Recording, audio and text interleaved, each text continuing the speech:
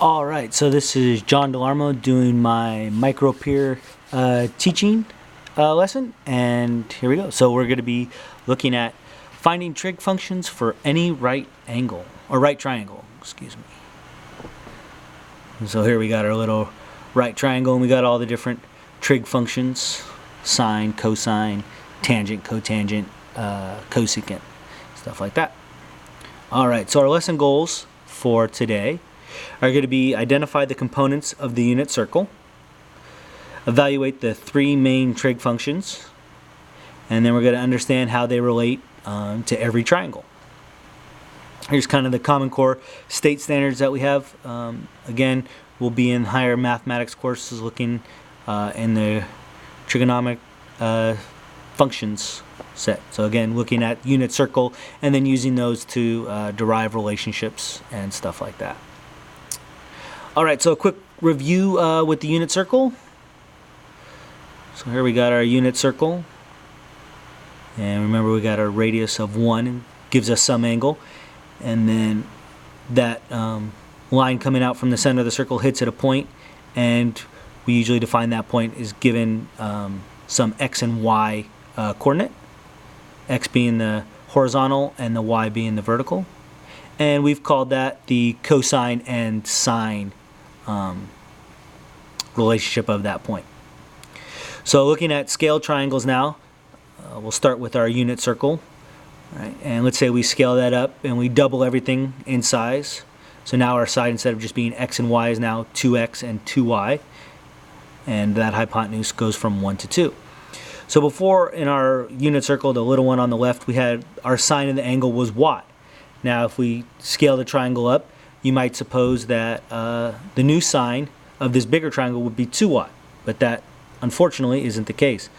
Sine is a property of the angle, and it doesn't change no matter how big or small it is, as long as that angle stays the same. So really what the sine is a relationship between two of the sides. And on the little one, it's y over 1, that green y over the radius, or the hypotenuse of 1. So for our larger triangle, we see that the ratio is 2y now to 2, but it still stays the same. It's still the sine of that angle is y. So sine's always going to be that green side over the red side. All right, now let's take a look at with any triangle. So let's give names to these sides of the triangle. First, we'll start with the green side. That's the side that's directly across from the angle, so we'll call that the opposite side. The next one, that blue line, right, that's the one next to the angle. We'll call that the adjacent. And last, the one across from our 90 degree, we'll call that the hypotenuse. So it gives us a little name so we know more or less what we're talking about. As we saw before, the sine is the green over the red, or the opposite over the hypotenuse, and we just kind of abbreviate that O over H. Cosine is going to be our adjacent side over the hypotenuse, and tangent is going to be our opposite side over the adjacent side. So we usually use this thing, you've probably heard it before, SOHCAHTOA, just kind of an easy way to remember which sides to use for which trig function. We can also use a little pneumatic device, break it up, give it a little sentence. So we got some old hippie caught another hippie tripping on acid. So that's just kind of a funny thing you can use to, again, remember which sides are going with which trig functions. Cool, so let's do a quick example. So here we got a triangle, and we want to find the sine, cosine, and tangent. And if we remember our SOHCAHTOA, sine is going to be our opposite over hypotenuse, so 3 over 5. Cosine adjacent over hypotenuse, 4 over 5. And tangent opposite over adjacent, going to be 3 over 4.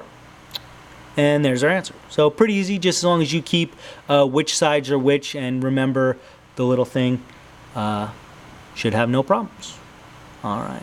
So in the next lesson, we're going to look at the three minor trig functions, similar way thing that we did there, and we're going to solve triangles given one trig function and maybe some constraints to get it so we can find all 6 of the minor and major trig functions.